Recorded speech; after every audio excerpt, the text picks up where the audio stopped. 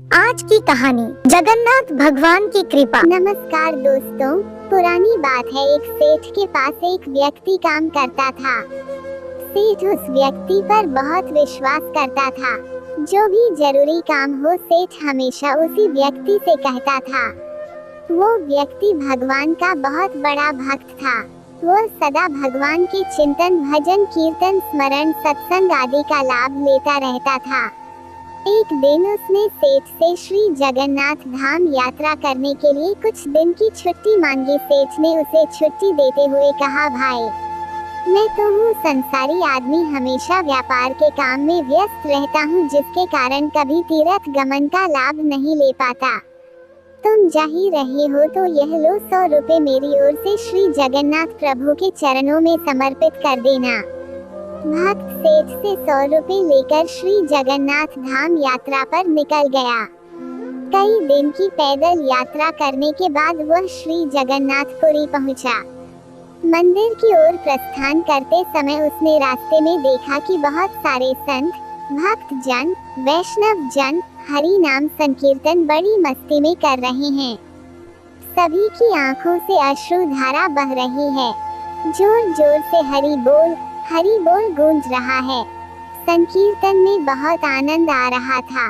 भक्त भी वहीं रुककर हरि नाम संकीर्तन का आनंद लेने लगा।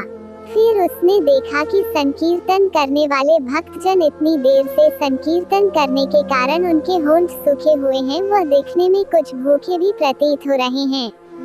उसने सोचा, क्यों ना सेठ के 100 रुपए से इन भक्तों को भोजन करा दूं। उसने उन सभी को उन 100 रुपए में से भोजन की व्यवस्था कर दी।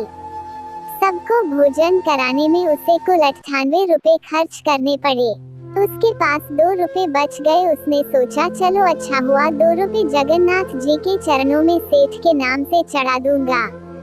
जब सेठ पूछेगा तो मैं कहूँगा पैसे चढ़ा दिए। सेठ यह तो नहीं कहेगा 100 रुपए चढ़ाए। सेठ पूछेगा पैसे चढ़ा दिए, मैं बोल दूंगा कि पैसे चढ़ा दिए। झूठ भी नहीं होगा और काम भी हो जाएगा। भक्त ने श्री जगन्नाथ जी के दर्शनों के लिए मंदिर में प्रवेश किया। श्री जगन्नाथ जी की छवि को निहारते हुए अपने हृदय में उनको विराजमान कराया।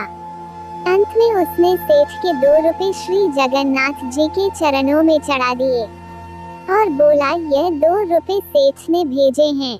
उसी रात सेठ के पास स्वप्न में श्री जगन्नाथ जी आए, आशीर्वाद दिया और बोले, सेठ तुम्हारे 98 रुपए मुझे मिल गए हैं। यह कहकर श्री जगन्नाथ जी अंतर्ध्यान हो गए।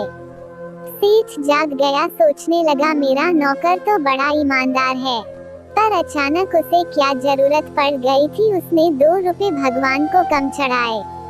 उसने 2 रुपए का क्या खा लिया, उसे ऐसी क्या जरूरत पड़ी। ऐसा विचार सेठ करता रहा। काफी दिन बीतने के बाद भक्त वापस आया और सेठ के पास पहुंचा। सेठ ने कहा कि मेरे पैसे जगन्नाथ जी को चढ़ा दिए थे। भक्त बोला, हाँ मैंने पैसे चढ़ा दिए। सेठ ने कहा, पर तुमने 98 रुपए क्यों चढ़ाए, 2 रुपए किस काम में प्रयोग किए। तब भक्त ने सारी बात बताई कि उसने 98 रुपए से संतों को भोजन करा दिया था और ठाकुर जी को सिर्फ 2 रुपए चढ़ाए थे। सेठ सारी बात समझ गया। वह बड़ा खुश हुआ तथा भक्त के चरणों में गिर पड़ा और बोला, आप धन्य हो, आपकी वजह से मुझे श्री जगन्नाथ जी के दर्शन यहीं बैठे बैठे हो गए। भगवान को आपके धन की कोई आवश्यकता नहीं है।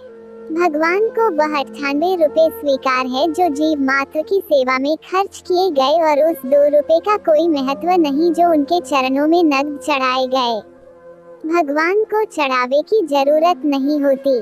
सच्चे मन से किसी जरूरतमंद की जरूरत को पूरा कर देना भी भगवान को भेंट चढ़ाने से भी कहीं ज्यादा अच्छा होता है। हम उस परमात्मा को क्या दे सकते हैं जिसके दर पर हम ही भिखारी हैं। फिर मिलेंगे दोस्तों एक नई कहानी के साथ। तब तक के लिए हंसते रहें, मुस्कुराते रहें, अपना ख्याल रखें और इसी तरह हमसे जुड़े रहें। धन्यवाद दोस्तों। अगर आपको आज की कहानी अच्छी लगी और इससे कुछ सीख मिली तो हमारे चैनल को सब्सक्राइब जरूर करें। आपका एक सब्सक्राइब हमें इसी तरह से नई नई कहानियाँ आपके लिए लाने के लिए प्रेरित करता है। धन्यवाद दोस्तों। जय श्री श्याम।